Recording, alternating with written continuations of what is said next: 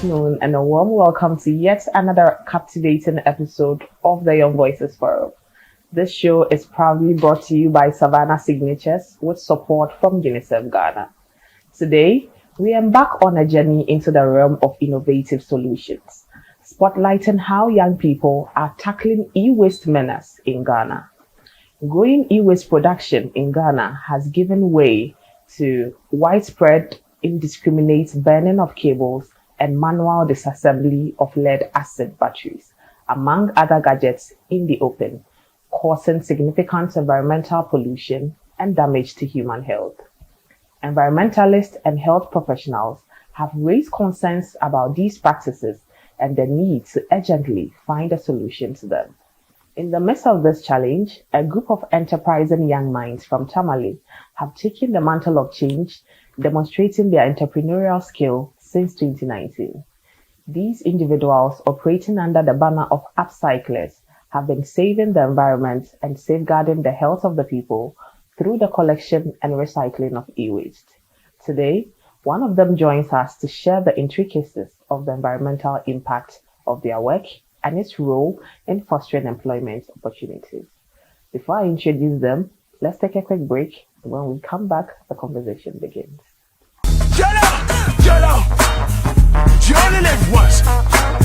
Hello, my name is Jason Edwards, aka Psycho, aka since the 80s, aka the Florida Man. Ever need reliable and confidential information and support for your sexual and reproductive health, counseling or psychosocial needs? Agoshi Plus has got you. Call 5100 on MTN and 0800001122 on all networks. Good life. Live it well. Good life. It's an everyday thing. YOLO, you only live once.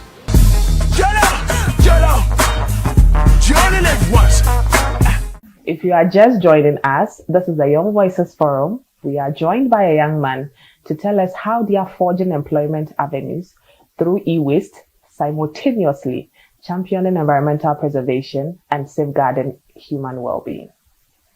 Welcome, Agudo Agabas. Thank you very much for having me here. I hope I got the name right. Yeah. Agudo Agabas. Yes, please. Okay. Yeah. So, I think one thing that piques my interest about the name of your organization. So where we are today. So that's where it all began. Oh, okay. Yeah. So how many were you? Yeah. So in the beginning we were 4 from the hackathon, but then all the team members had their own personal things ongoing. So some were students, some were even nurses, and they weren't able to prioritize what we were doing. And me in person, growing up, I've always had this desire or dream of becoming a businessman. So with an accounting background and also pursuing forward to have my own enterprise, I basically foresaw something great in upcycling and saw the future potentials out of it. So I took it upon myself right from the university after my national service with no prior experience or whatever, started juggling around in the industry till today. Okay. Yeah. So, what has been some challenges that you faced? And also when you talk about the idea, I mean, when you started, did people readily buy into it? E-waste in general is a new concept worldwide. It is basically currently like a source of e-waste, a source of waste that is currently growing speedily. So people basically weren't aware of that type of waste and didn't know what it is. Okay, so people buying into that concept was really, really difficult. And then as well, prior to my capacity at that sector, right from the university, with no business development skills and stuff, but then having a vision of what we are basically going to do. It was also kind of a challenge getting the rightful people on board to work with, and as well getting the necessary finances to be able to operate the business to be running concurrently. That was really, really a challenge. Yeah. Okay.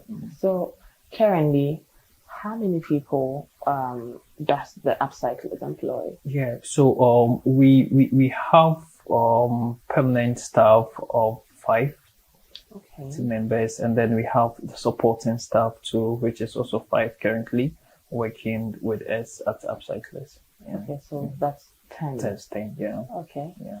And how many males? How many females? Yeah, so the males are 4, Okay. and female we are 6. Oh, that's nice. Yeah. Interestingly, my co-founder is a female, so Oh, yeah. nice. That makes me very happy.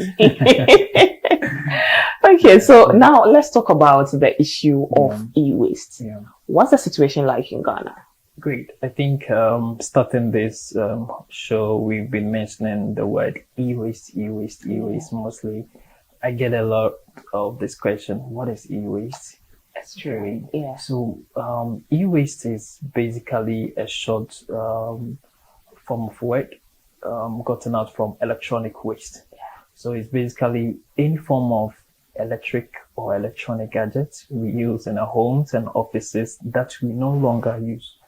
We no longer have any need for it again, so we discard it.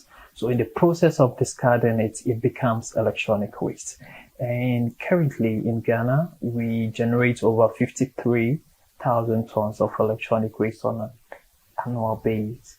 Like every year, we generate over 53,000 tons of electronic waste. And mostly these wastes are being managed by the informal sectors, whereby they move around buying this electronic product from homes, and what they currently do is by using processes such as burning to kind of extract the precious metals out of it, and using like acid to basically get what is precious for them to sell. So these have been some of the current trends in the e-waste management sector, and their practice basically poses a whole lot of detrimental effects to human health and then the environment, because electronic components or electronic gadgets have toxic chemicals embedded in them, such as the mercury, the cadmium, and coal. So in their process of burning, it releases this oxygen into the air, whereby breathing might also result in respiratory diseases and cancer and what have you. So people basically faces most of these health impacts, especially with the scrap dealers themselves, and then children and women who live within most of those communities in which most of these engagements have been carried on. Ghana in the news have been known as, especially Agbogloshi, if you've heard of it, have been known as the most heavy toxic place in the world due to the burning and then using of acidic method of extracting precious metals out of electronic waste. And locally, when we come to Tamale as well, we kind of see, you can testify to that, when you walk around the street, you see a lot of televisions and refrigerators being indiscriminately dumped on the landfill. Okay, so as I made mention, most of this electronic device has toxic chemicals in them. So leaving them agile on the landfill basically leaches, accidentally can leach most of these toxic chemicals into our soil, water bodies, which goes around to affect the agricultural produce and stuff. But then you might never know. You go to the hospital, a lot of people have cancer, respiratory disease. These are all the core effects generating into that. Okay. Yeah. So mathematics is not my strong suit. You mentioned 53,000 tons. Yes. Should we be scared? Yeah. Trust me, it is really heavy. So let's say, for instance, the overhead we have in town, about thousands of those in Tamale. How would that look like? Okay. Wow. So this is how big it is. So globally, we generate over 52 million metric tons of electronic waste, which it is equivalent to the Eiffel Tower, over 10,000 of those. Okay. All right. So this is how big it is a problem, and it is more concerned, as I made mention, due to the toxic chemicals in them that need to be carefully managed in a way that will not result into any detrimental effects in the environment and as well as human health. Okay. Yeah. So, are people aware of the dangers of improper disposal of electronic waste in Ghana? Yeah, so this brings me back to the year 2020 to 2021 when we began. We conducted a survey basically to understand the knowledge base of people when it comes to electronic waste.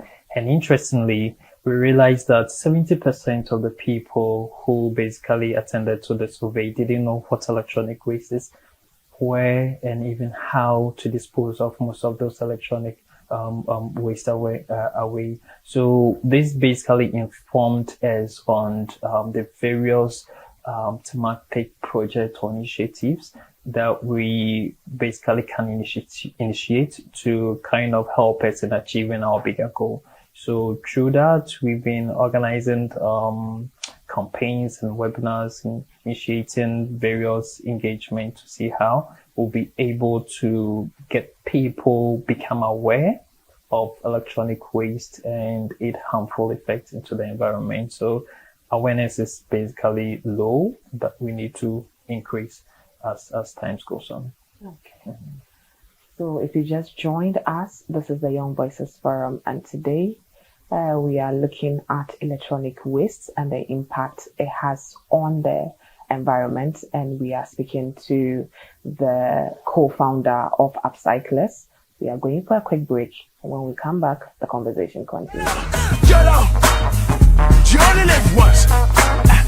Hi, my name is Kwinstanifi and I play the role of Emily in the YOLO TV series. For accurate information and support on contraception, pregnancy, and other sexual and reproductive health issues, call the Agoshi Plus toll-free line 5100 for MTN and 0800001122 for all networks. Good life, live it well. Good life, it's an everyday thing. YOLO, you only live once. You only live once.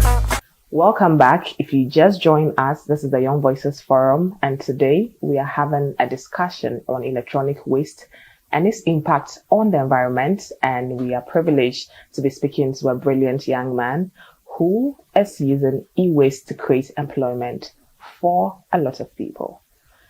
Yeah, so Agabas, before we went on break, you were talking about if people knew the dangers of e-waste, and you mentioned that you do not think that a lot of people do. But would you say that the education on e-waste has been much or aggressive enough or been out there a lot that by this time people should be very much aware of it? To the best of my knowledge, no. As compared to currently what people are doing with regards to plastic waste.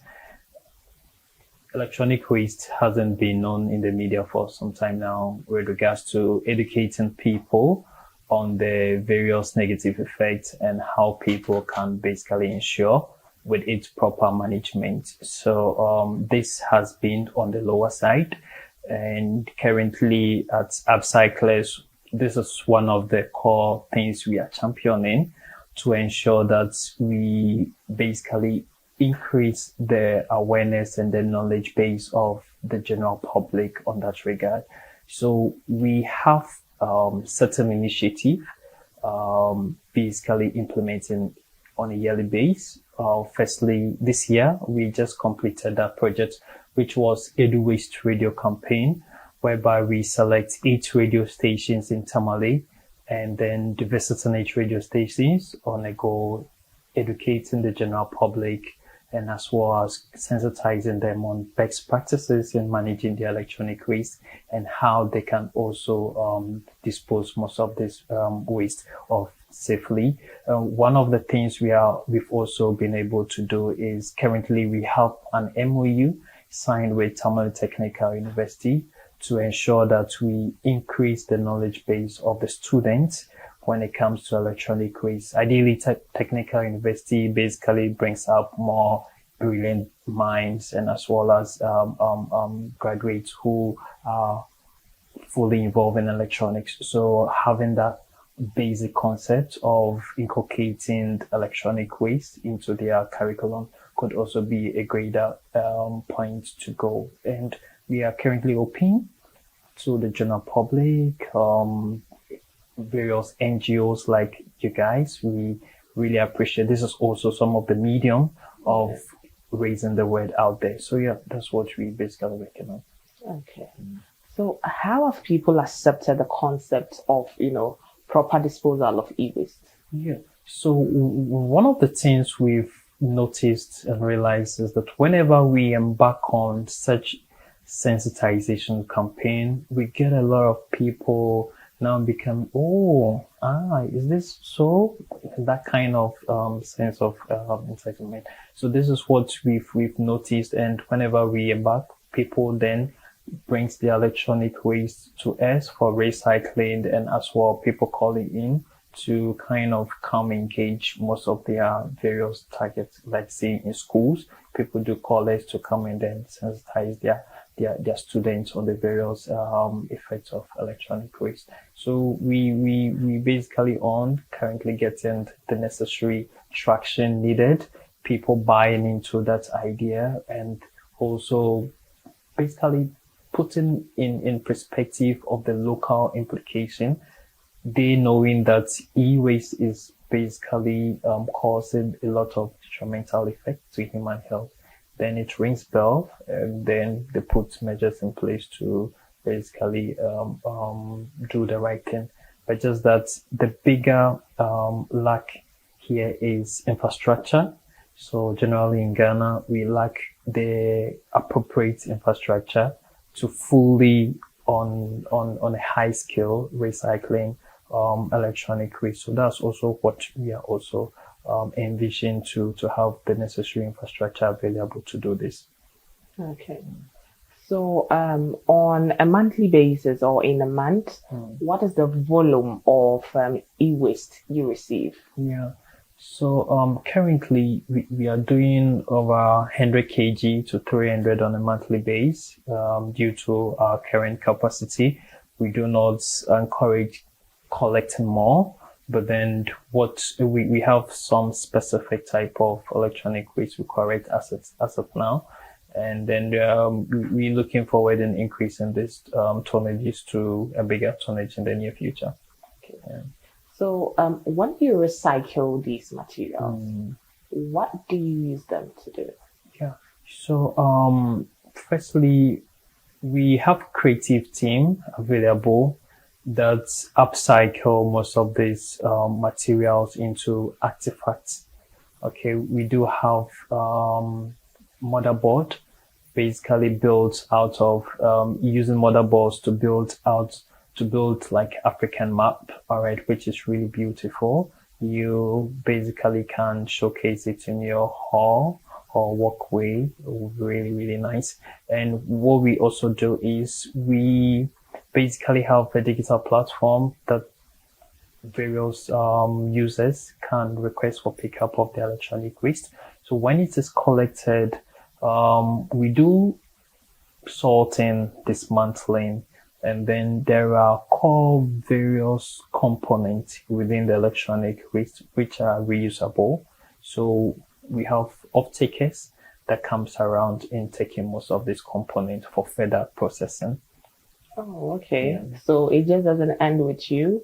You pick what you need, yes, then you pass it on. Okay. Yeah. Okay. So in the operational chain, we have the collectors, we have the aggregators, and then the recyclers, and as well as the manufacturers themselves. So there are a whole lot of tiers within the value chain. So we basically comes in as the collectors and aggregators. The end value also basically have its own way of doing things. Okay. Yeah. So, I think when we started the conversation, Yeah. you spoke about how, some of the e-waste, are hazardous depending on how people pick them apart. So how do you process these e-waste, considering the hazards most of them pose? Yeah. So it does not affect the team working on it. Yeah. So we basically put strict protective measures in place, ensuring that our team, who basically are well equipped and has the necessary expertise in working on that regard, do the right thing by wearing the protective gears, and as well ensuring that most of those toxic components are basically kept in a respective way on how most of those toxic chemicals are supposed to be kept. So so we put most of those measures in place, and then we do not have the capacity in managing those toxic substance. So with this toxic substance, basically, for instance, is the television set. Okay, so there are mercury in them, so we do not touch that. So we have expertise that comes for the whole bulky glass, then they basically process it. Yeah, so that's what we do. So on a regular, what kind of e-waste do you receive? Yeah, so currently we collect computers, so mobile phones, laptops, system units, not refrigerators, most of these smaller appliances. Currently, that's what we collecting, and then looking forward in the near future to basically get towards like collecting refrigerators, and as well as most of those bigger equipment. But for now, we take mobile phones, laptops, system units, and then the petty smaller electronic devices we have in our homes. Okay. Yeah. So would you say that it's easy for people to donate these things? Because I feel like, in Ghana, there is some, some culture of hoarding among people. Yeah. So is it so easy for them? Like they know this phone is not working. Yeah. They know this laptop is not working, but then somehow they are holding on to it. Maybe perhaps because it has some sentimental value, or they are thinking that, what if I wake up one day and I need this? Do you think it's easy for people to, donate the e-waste? Trust me, it is not easy, and it hasn't been easy so far. So this is basically making what we are doing highly capital intensive, because we are compelled to buy most of this waste from people. People don't just donate. Because they don't want to donate. Yes, they feel entitlement of using money to buy it. So when giving it out, they know you're going to also get something out of it. So you would have to also pay them for this electronic waste. And more to the point that even formal businesses also require you to basically buy this electronic waste from them, which is really, really wrong, because currently there are policies and regulations governing the whole value chain. You basically foreseeing that how does companies basically manage their waste in a sustainable way. So these are all things in place. But then because e-waste in general in Ghana is quite new, so this concept hasn't been basically preached out there yet. But then we are looking forward in the longer run to see how we could mitigate all these effects. People can donate their electronic waste. Formal businesses can also request for their pickup of their e-waste to ensure that e-waste is being sustainably managed. Okay. Yeah. So I have seen some of the items that you produce using this e-waste, and I must say they are very beautiful. Thank you. So is there a market for the items that you produce from e-waste? Is there like a budding market, or do people need another round of convincing to actually purchase these things? I would say people need to be really, really convinced. Okay. So as I made mention, these are all new concepts. We trying to find innovative ways in seeing how we could basically promote sustainable management of electronic waste. So currently the products we produce are not being highly receptive in a way, but then our target audience is also quite unique. We're looking at people who are sustainable conscious, all right, who basically have concerns when it comes to reusing arts and those stuff. Like when people who love art sees our products, they basically know the value we are putting in. So these are the thematic target people we are looking at. But then generally is basically love, but then we'll get there. Okay. Yeah. So, how do you sell these things? Do you hold exhibitions, or do people have to walk in and purchase this thing? Yeah. So, firstly, we do have an online digital platform that you can visit our website, www.AppCyclers. You can get to purchase most of those products online. We also have a workshop you can walk in to basically buy most of those products from our workshop. And then we once a while engage in exhibitions whereby people can also reach us out in buying most of those electronic products.